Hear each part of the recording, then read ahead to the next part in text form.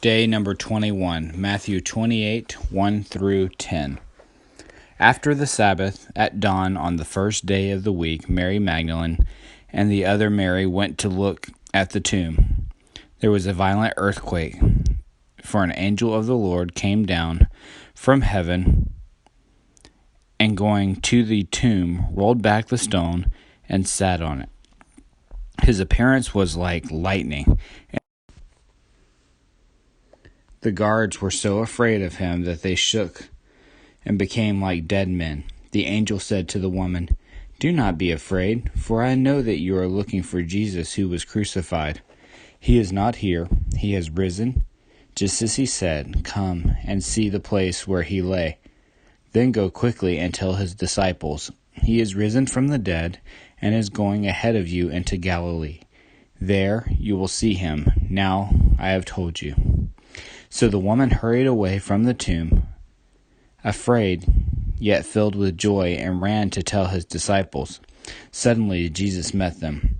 "Greetings," he said. They came to him, clasped his feet, and worshipped him. Then Jesus said to them, "Do not be afraid. Go and tell my brothers to go to Galilee. There they will see me." We were so dead in the water, so declared head coach Bobby Cremins about his 1995-96 Tech basketball team, but the squad resurrected itself and added a glorious chapter to the round ball lore on the flats. Cremins' dead in the water comment came in December as the 6 and 7 Jackets prepared for the daunting ACC schedule that lay ahead. We knew going into ACC play that if we didn't correct some things, we were going to get hammered, and I mean hammered, Cremins said. Cremins had 2 strong recruiting classes and expected good things for 1995-1996, but they were dead in the water until, just as things appeared dark and distraught, the Jackets rose from the grave. They went 13-3 in league play and won Georgia Tech's first outright ACC regular season title. Point guard Stephon Marbury declared that the turnaround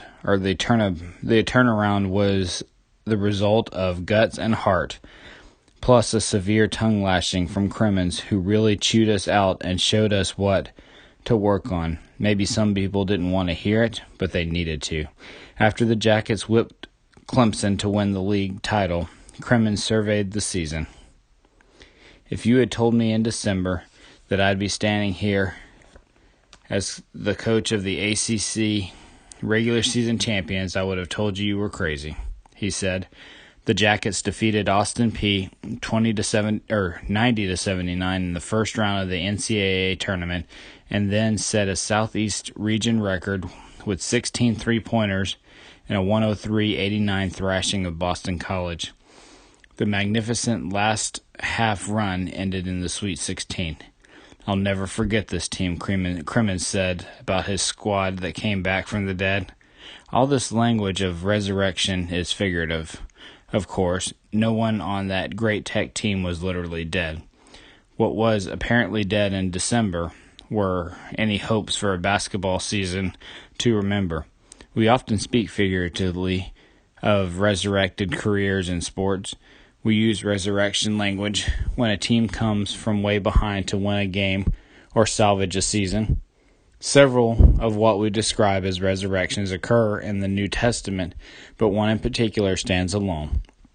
All others were merely the postponement of death.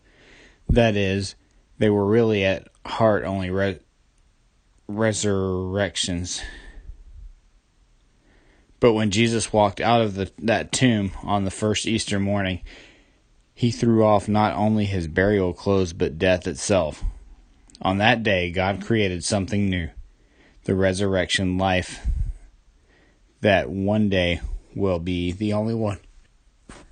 That's because resurrection is a fact of life for the followers of Jesus. When Christ left that tomb behind, he also left death behind for all who believe that he is indeed the Savior of the world. I'm so happy to see Georgia Tech back in the picture. Bobby Cremins on the 1995-96 season.